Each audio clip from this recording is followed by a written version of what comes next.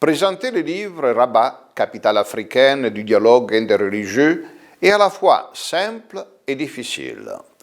Je dois vous avouer que le livre est né presque par hasard, à la fin des journées consacrées au dialogue interreligieux et en préparation de la visite de Sa Sainteté le pape François au Maroc, le 30 et 31 mars 2019.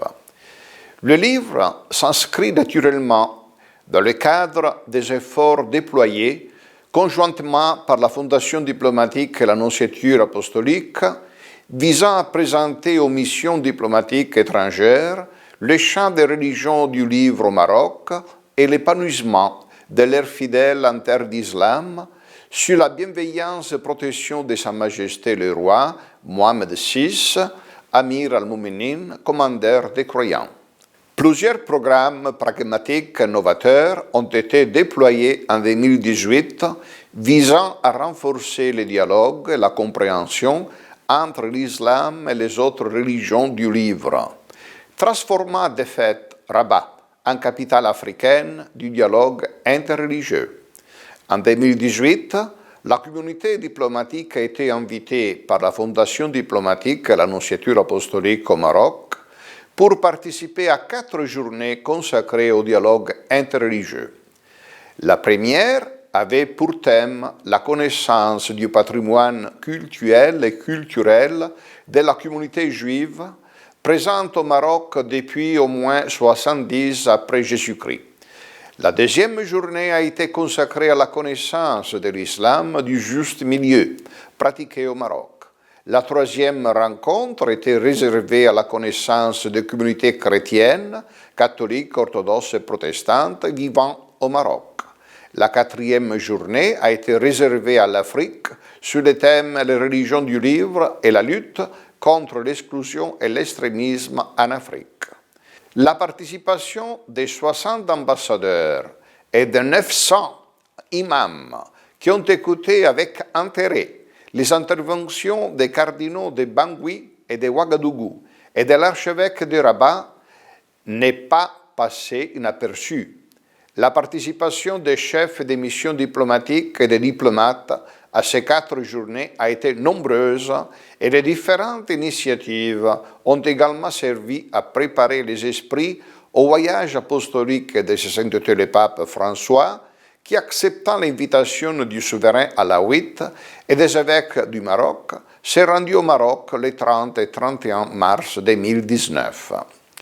La finalité du dialogue interreligieux n'est pas celui d'amalgamer les différentes religions pour créer une nouvelle et unique religion qui soit la seule nouvelle religion à proposer à toute l'humanité, mais celle de connaître les différentes religions pour permettre aux fidèles de chaque religion d'apprécier et estimer ce qu'il y a de bon dans chaque religion, pour permettre à tous de vivre dans la paix et dans la collaboration.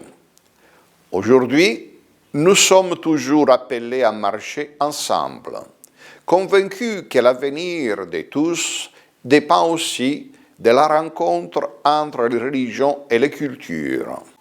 3 orientations fondamentales, si elles sont bien conjuguées, peuvent aider le dialogue. La première, le devoir de l'identité, car on ne peut pas bâtir un vrai dialogue sur l'ambiguïté ou en sacrifiant les biens pour plaire à l'autre.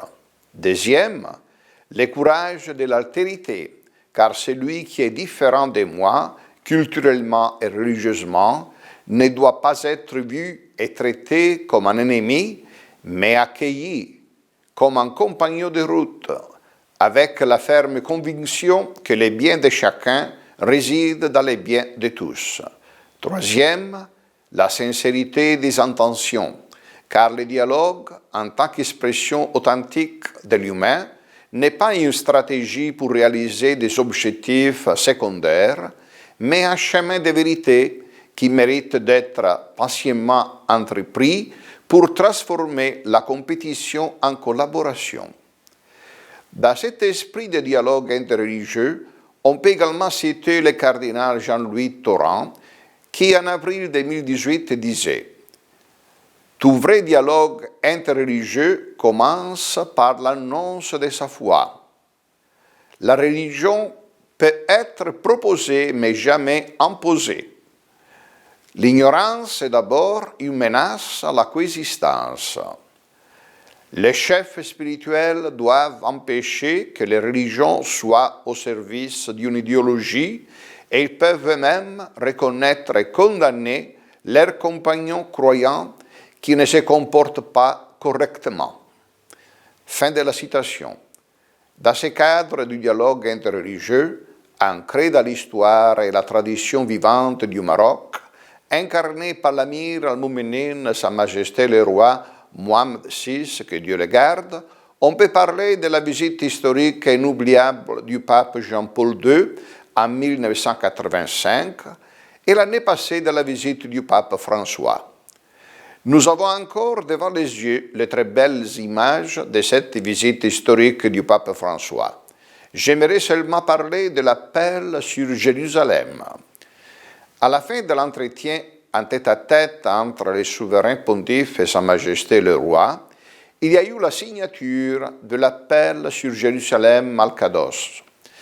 Les deux souverains, Sa Sainteté le Pape et Sa Majesté le Roi, Amir al-Mouminin, reconnaissant l'unicité et la sacralité de Jérusalem al-Qados al-Sharif et ayant à cœur sa signification spirituelle et sa vocation particulière des villes de la paix, partagent l'appel suivant.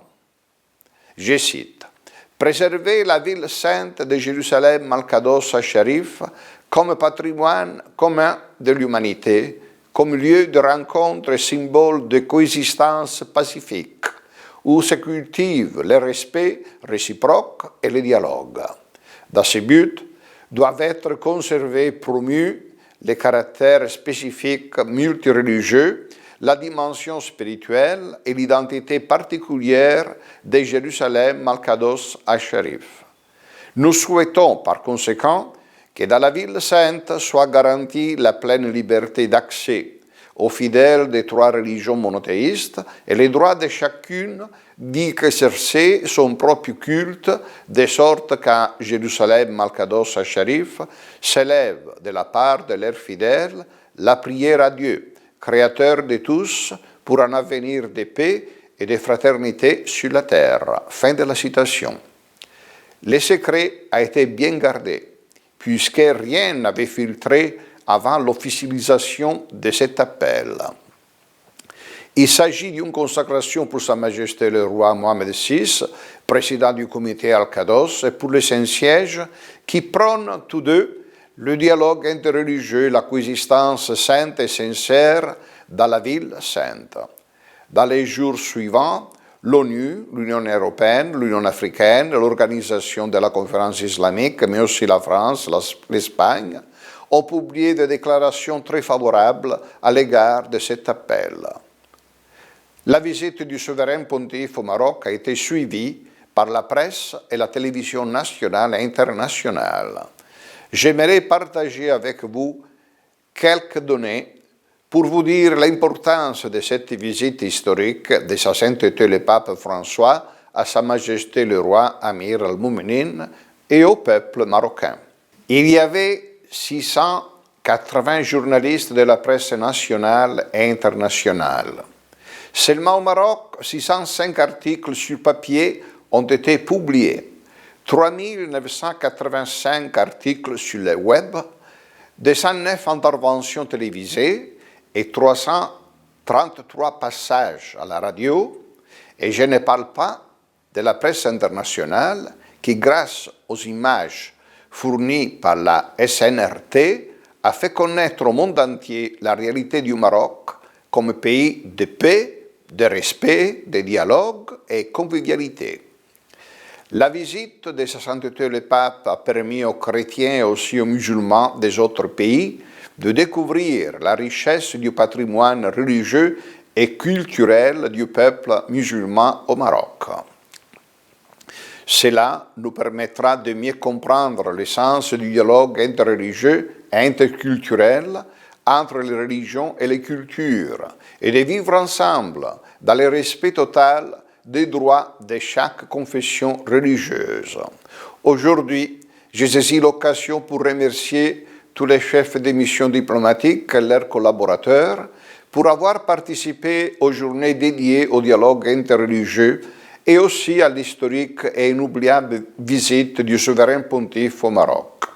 Votre présence nombreuse et votre intelligente, active et généreuse collaboration ont permis à nous tous d'écrire une page dans l'histoire de Rabat, capitale africaine du dialogue interreligieux.